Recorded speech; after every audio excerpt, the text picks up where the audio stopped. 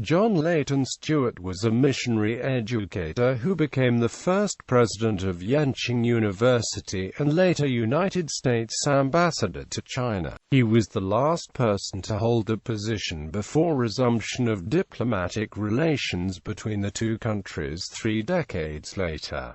Early life. John Leighton Stuart was born in Hangzhou, China, on June 24, 1876, of Presbyterian missionary parents from the United States. His father was a third-generation Presbyterian minister from a distinguished family in Virginia and Kentucky and arrived in China in 1868. One of the first 3 Presbyterian ministers sent to China from the U.S. and the first Christian minister to preach in Hangzhou. Stuart's mother, Mary Horton, founded the Hangzhou School for Girls, one of the first institutions of its kind in China. His mother's family had played a leading role in the American Revolution in Boston, and her Boston Yankee culture valued the education of women. Stuart had 3 younger brothers, David Todd, Warren Horton and Robert Colin. Although an American by nationality who spoke English with a Southern accent, Stuart considered himself more Chinese than American. He spoke the Hangzhou dialect.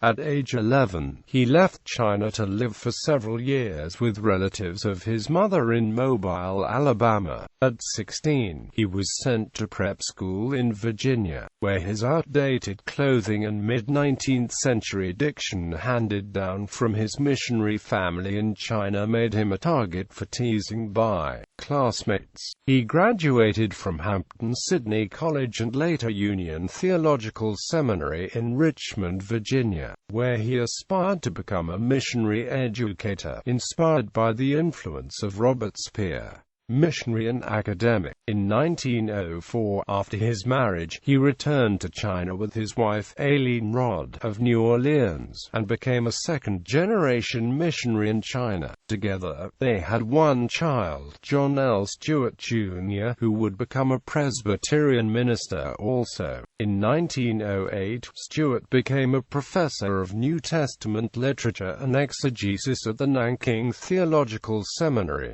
During his tenure, he published Essentials of New Testament Greek and Chinese, and Greek-Chinese-English Dictionary of the New Testament. His missionary work in China was sponsored by U.S. President Woodrow Wilson's church in Washington, D.C., where Stuart preached and visited Wilson in the White House on home leave. Stuart's family had close ties with Wilson's family in Staunton, Virginia, where Stuart's father, John Linton, had been named after Wilson's uncle. In January 1919, Stuart became the first president of Yenching University. He established financial, educational, and physical foundations of the institution. He quickly made the university among the top universities and the leading Christian institution in China. He developed the Yenching campus in traditional Chinese architectural styles.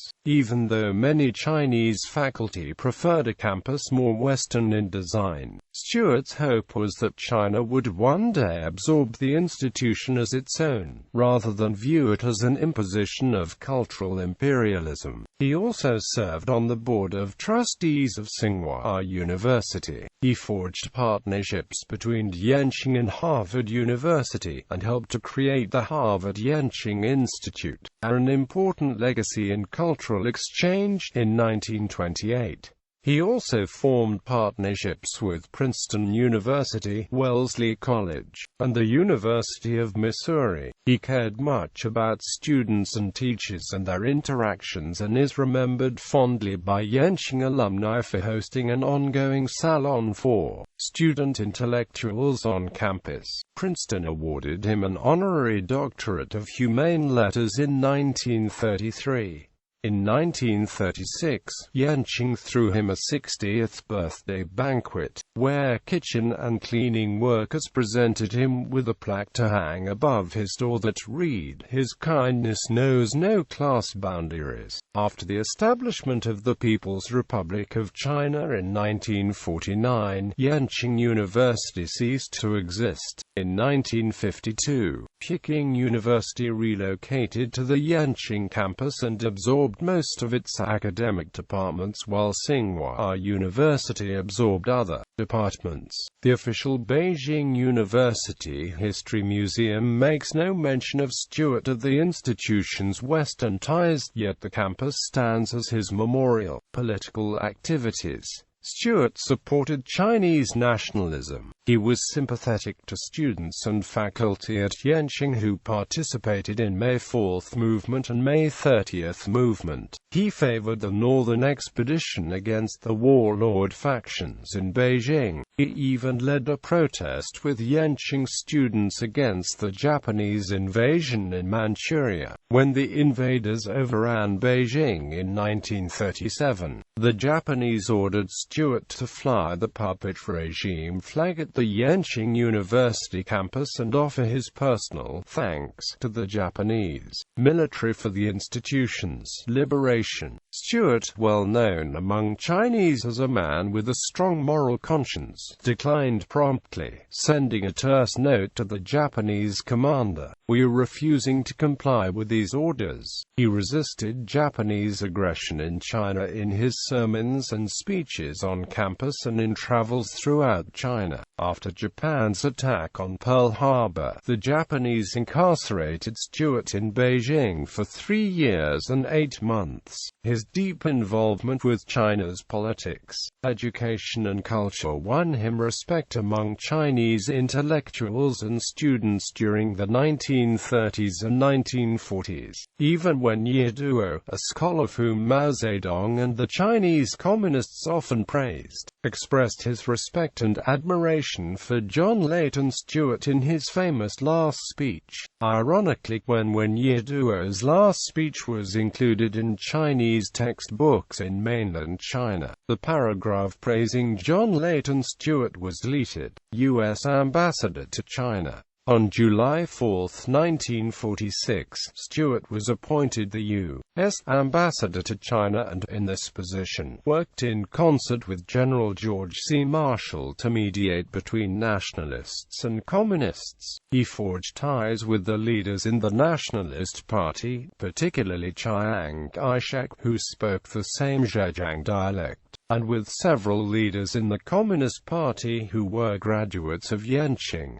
The efforts of George C. Marshall and Stuart to mediate between the Kuomintang and the Chinese Communist Party are commemorated in the Zhou Enlai Deng Ying Chao Memorial Hall in Nanjing. After Marshall's departure from China in January 1947, Stuart led the mediation efforts that changed from all-out support of the nationalist government to mediating the coalition government, to negotiating an understanding with the Communist Party. When the nationalist government fled Nanjing, and communist forces entered the city in April 1949, Stuart maintained the U.S. Embassy in Nanjing. He sought accommodation with the Communist Party in an effort to maintain U.S. presence and influence in China, making contact through a graduate of Yenching University, Wang Hua, who became a member of the Nanjing Military Council.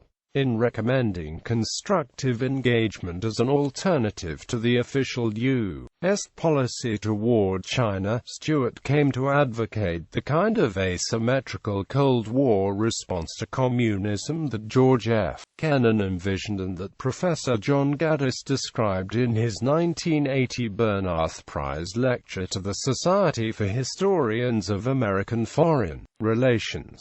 At the time, however, Washington was unwilling to open a dialogue with Communist China. In reaction to the State Department White Paper on China, Mao Zedong published a sarcastic article, "Farewell, Leighton Stuart," which included the following: John Leighton Stuart, who was born in China in 1876, was always a loyal agent of U.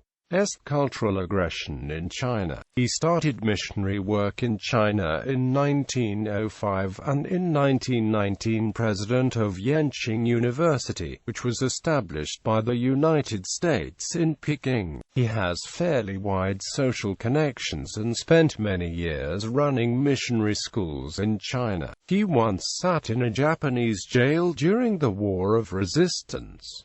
On July 11, 1946, he was appointed U.S. ambassador to China. He actively supported the Kuomintang reactionaries in prosecuting the Civil War and carried out various political intrigues against the Chinese people. On August 2, 1949, because all the efforts of U.S. imperialism to obstruct the victory of the Chinese People's Revolution had completely failed, Leighton Stuart had to leave China quietly. Stuart was recalled to the U.S. on August 2, 1949, and formally resigned as ambassador on November 28, 1952, after suffering a stroke that incapacitated him for the remainder of his life. Stuart died in Washington, D.C. in 1962. His obituary in the New York Times reported, during his years as a missionary and educator,